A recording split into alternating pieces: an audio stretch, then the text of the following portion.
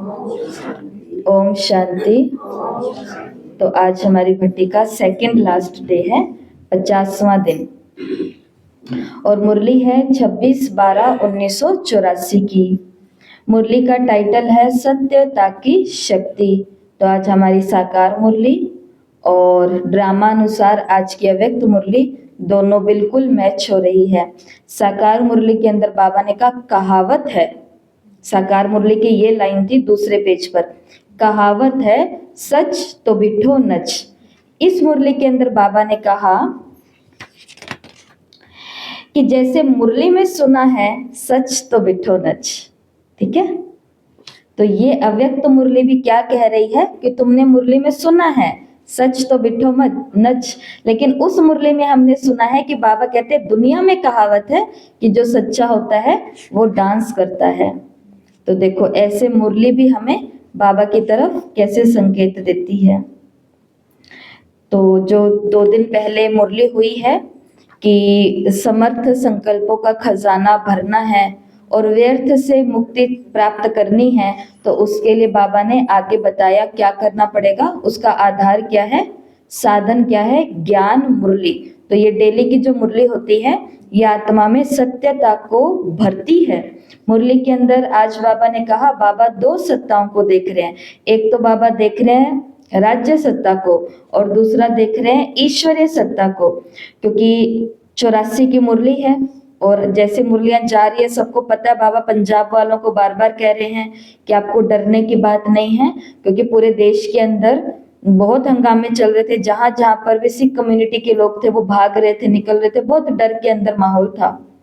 तो इस बीच में बाबा 2 सत्ताओं को देख रहे हैं। एक तरफ है वो राज्य सत्ता जो बिल्कुल हलचल में है, उस समय बिल्कुल हलचल में थी, क्योंकि कितनी बड़ी नेता उसका अचानक से ऐसा हादसा हुआ। तो राज्य सत्ता बाबा ने देखी हलचल में है, लेकिन जो ईश्वरीय सत्ता है 1984 में, मतलब बाबा के बच्चे जो पंजाब के सभी एरिया, पंजाब जोन का मतलब है ये उत्तराखंड, ये जम्मू, ये हरियाणा, ये पंजाब, ये सभी जो चीजें लगती हैं, इन सभी के बच्चों को बाबा ने कहा ईश्वरीय सत्ता वाले कौन है, वो सदा अचल हैं, अविनाशी हैं।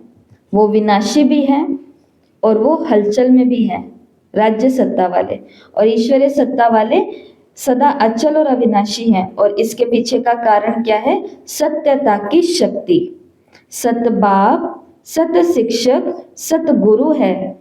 सत्यता की शक्ति देने वाला कौन है, सत बाप, सत शिक्षक, सत गुरु है।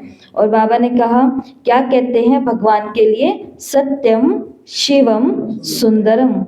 भक्तों ने बाप की महिमा करी कि गॉड इज ट्रुथ, वो सत्यम है, वो शिवम कल्याणकारी है, वो सुंदरम वो सदा ही एक जैसा है, प्योर है।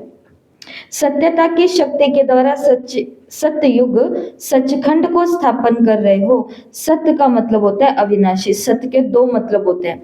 एक सत्य का मतलब होता है सच, राइट, ट्रुथ,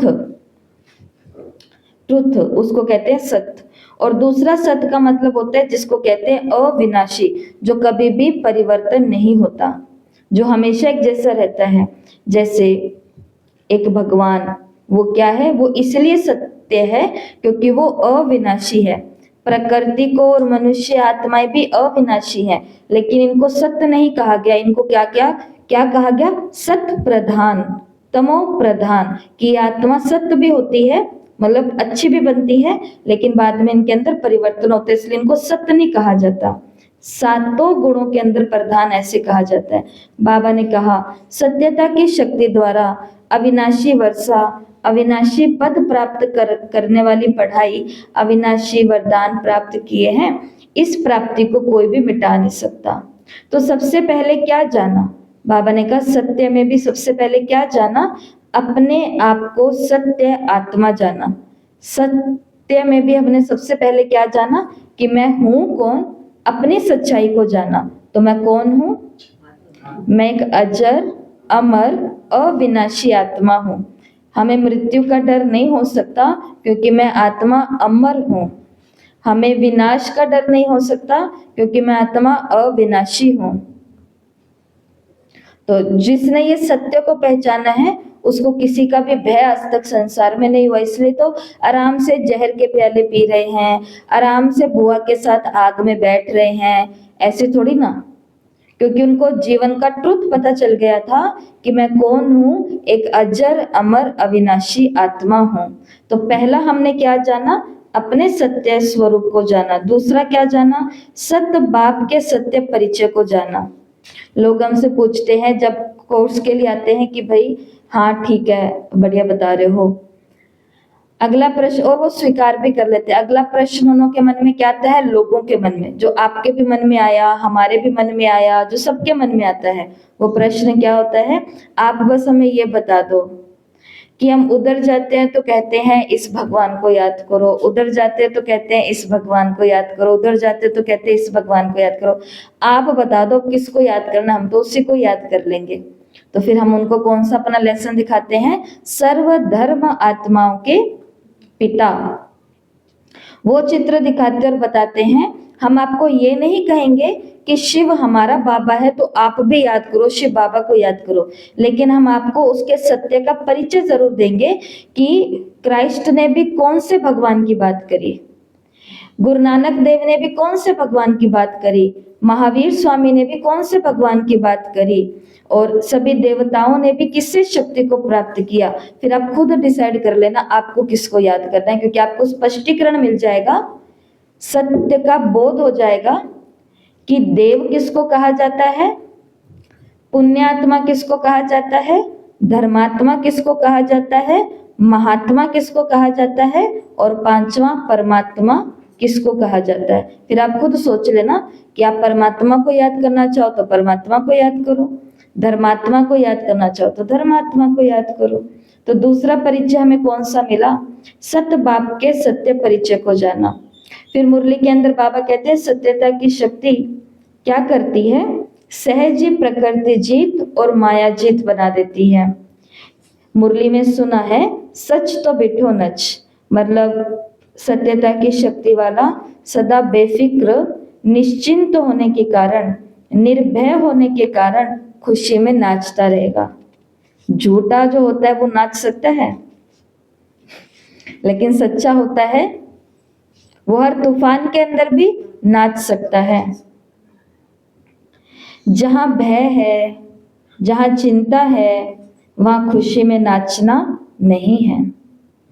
और सत्य की तरफ कभी भी भय हो नहीं सकता। अर्जुन को तब तक ही डर लग रहा था जब तक वो इस झूठ को देख रहा था कि मैं अपनों को मारूंगा और मेरे सामने अपने खड़े हैं, लेकिन जैसे जैसे उसके आगे सत्य खुलता गया तो उसको पता पड़ा कि ये तो अधर्म और धर्म का युद्ध चल रहा है, रिश्तों का युद्ध नहीं चल रहा है।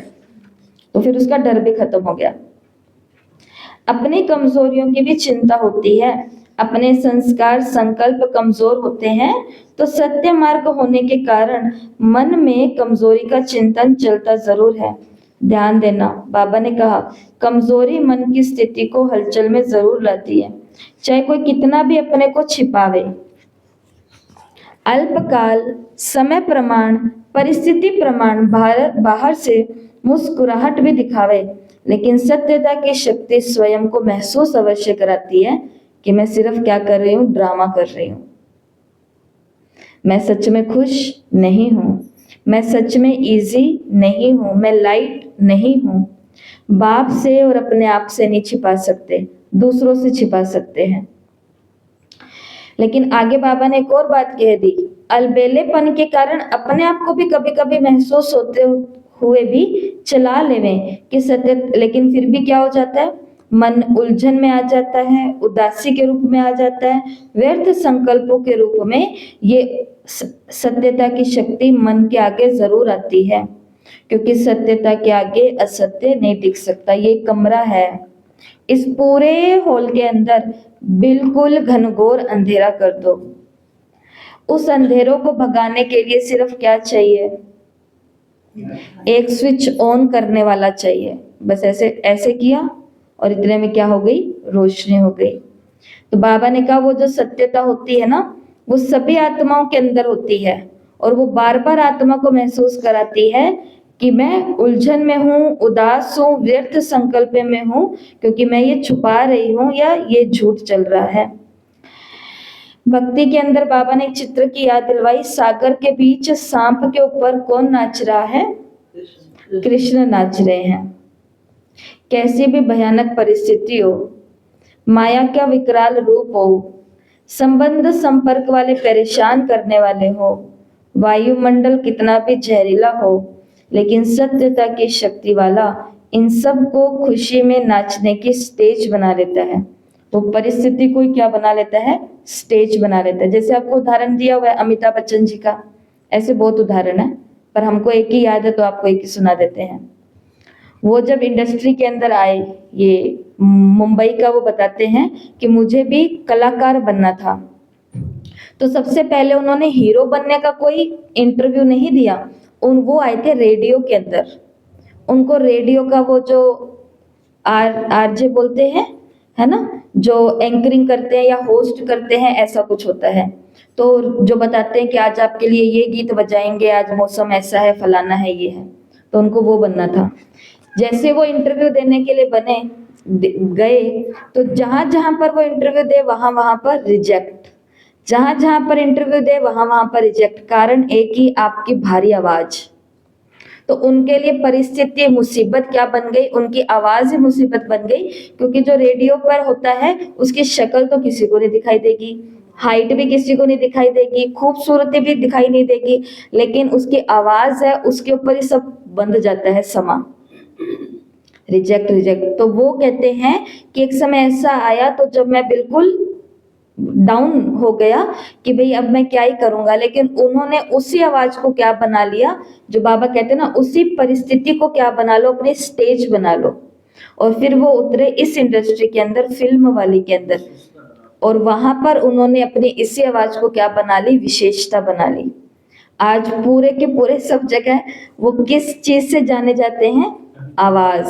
फिर जो ये बनते थे, छोटे छोटे मशहूरी होती है, एडवर्टाइजमेंट होती है, वहां पर बैकग्राउंड में किसकी आवाज डलती थी? उन्हीं की आवाज डलती थी, तो उसका फिर पैसा ज्यादा होता था। कहने की बात ये है कि जो संबंध संपर्क वाले परेशान करे, माया विकराल रूप में आए, भयानक परिस्थिति आए, वायुमंडल कैसा भी हो, लेकिन सत्यता की शक्ति वाला सबको खुशी में नाचने की स्टेज बना लेता है कि मैं इसी से ही अब क्या बनूंगा? फेमस बनूंगा, इन्हीं परिस्थितियों से।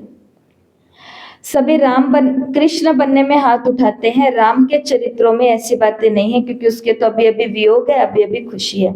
ठीक है, मुरली के अंदर आके बाबा ने कहा, सत्यता की शक्ति वाले कभी भी डूब नहीं सकते हैं, डगमगा सकते हैं लेकिन डूब नहीं सकते। और डगमगाना भी बाबा ने कहा उनके लिए क्या हो जाता है? खेल हो जाता है।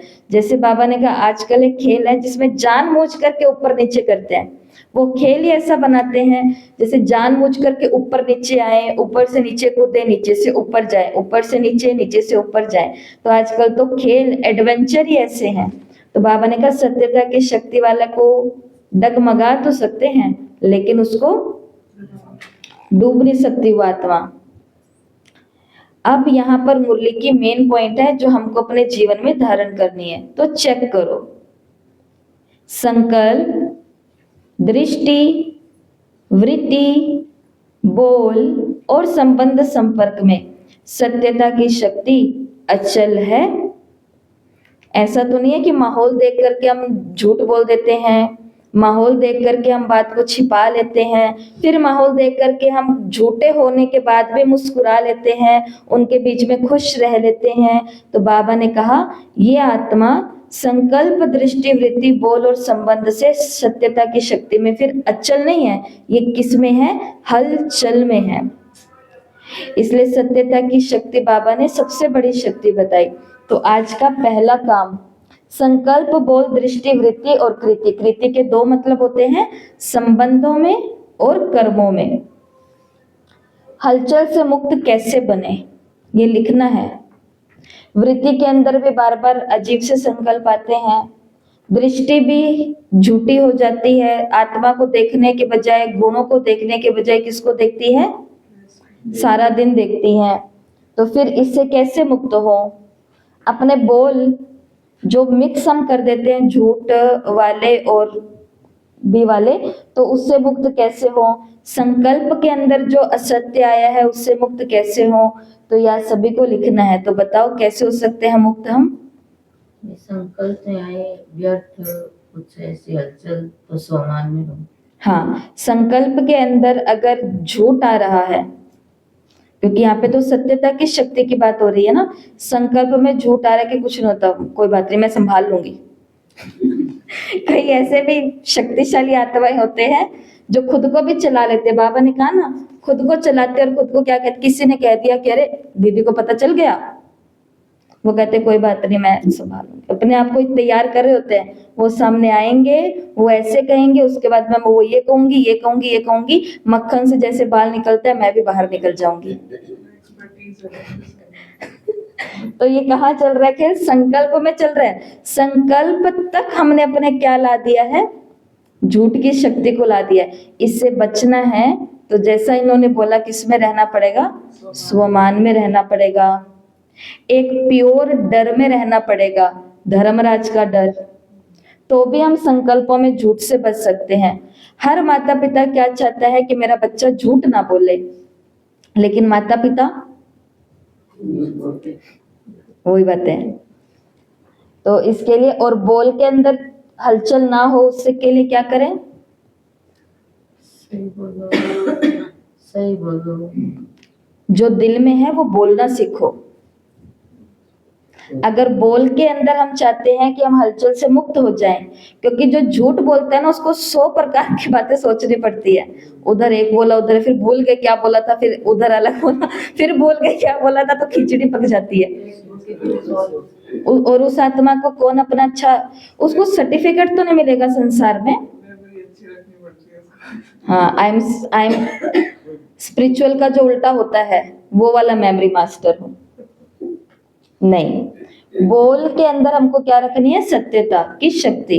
जो आप महसूस कर रहे हो, जैसे बोल के जाते, दीदी आपकी ये बात मुझे अच्छी नहीं लगी, आपने मेरे लिए बोली क्या? फिर उनको बता देते नहीं नहीं आपके लिए नहीं बोली। आप इजी हो जाओ, आपके लिए नहीं है। बोल दिया तो अच्छा किया, नहीं तो अंदर ही अंदर रखते। और आपकी सखी सहेली जो आपके साथ है वो कह देती कि मुझे लग रहा है ये तुम्हारे लिए दीदी ने कहा है, तो आग के अंदर क्या पड़ जाता? घी पड़ जाता।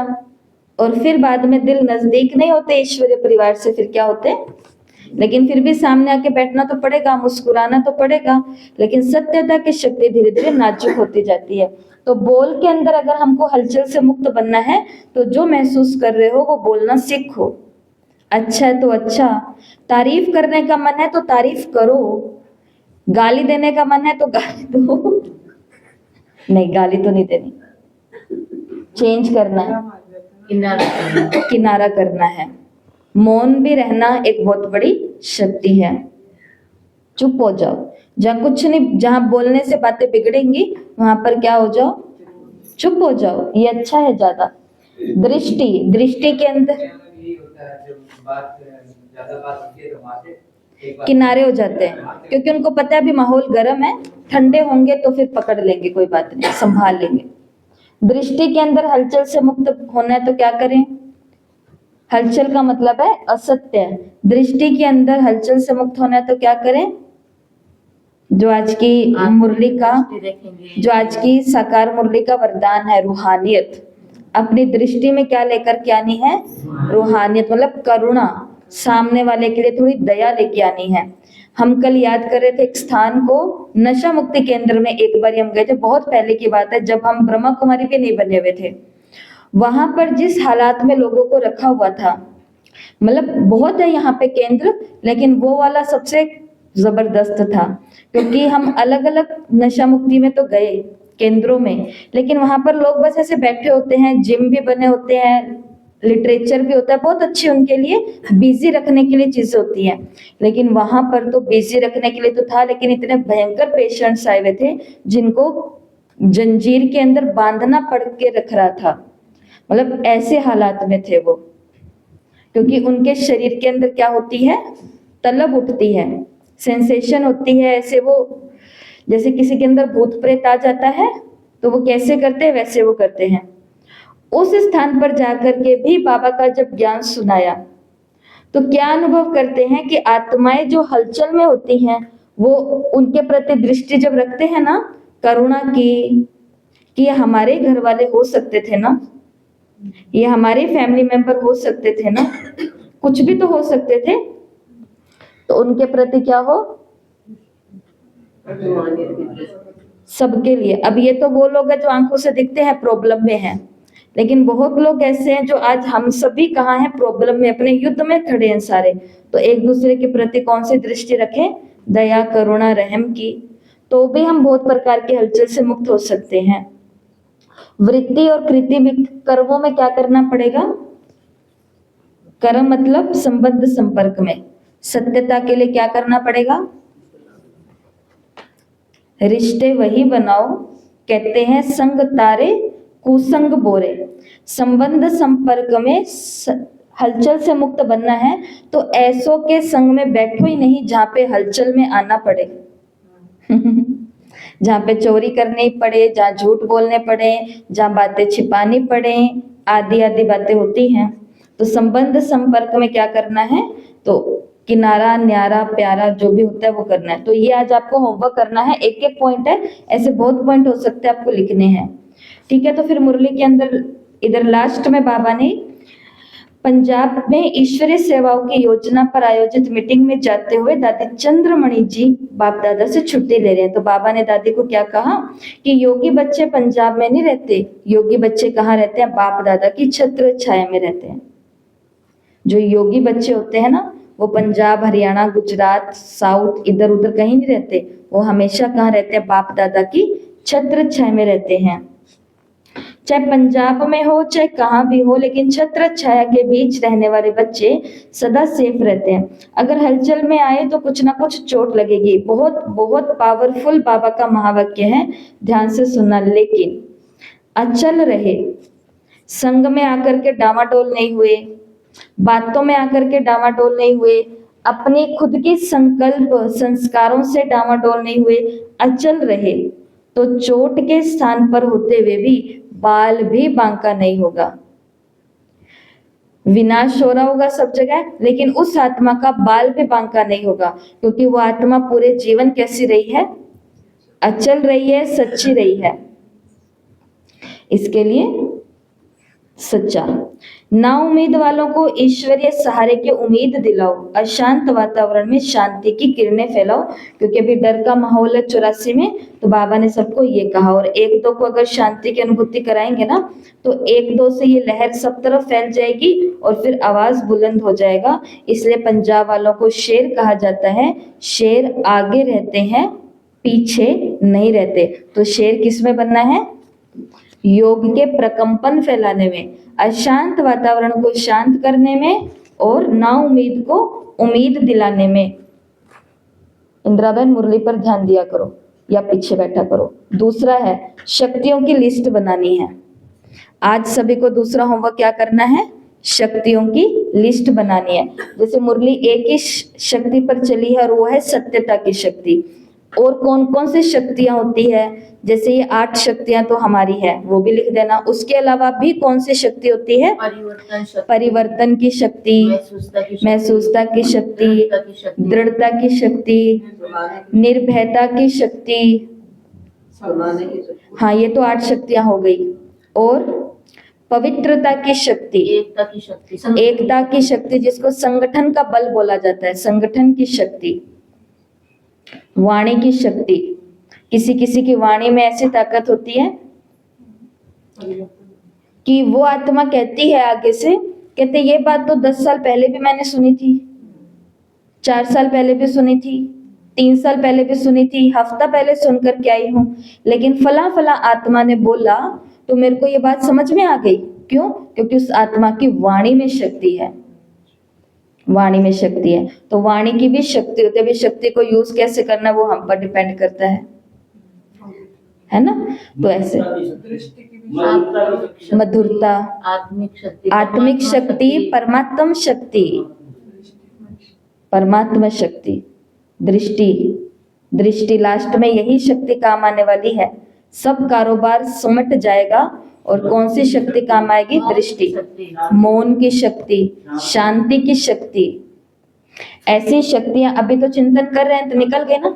अनुभव की शक्ति, जिसको बाबा अनुभव की अथॉरिटी बोलते हैं। तो ऐसे आज आपको शक्तियों की लिस्ट बनानी है, ठीक है। और फिर से आपको याद दिला दें, कल भट्टी का लास्ट दिन है, बहुत खुशी का दिन है, बहुत नाचने का दिन है, क्योंकि हमने एक अव्यक्त वाणी की पुस्तक को कंप्लीट किया है एक साथ मिल करके। इससे बड़ा त्योहार और क्या हो सकता है? देखा जाए तो अगर सेलिब्रेट करना चाहो तो कल एक त्योहार है, और बाकी तो जैसे हर दिन जाता है वैसे जा ही रहे हैं। तो 51 दिन की भट्टी कल पूरी हो गई, फिर 4 दिन के बाद में 6 तारीख को पेपर होगा 50 नंबर का। ओके, ओम शांति।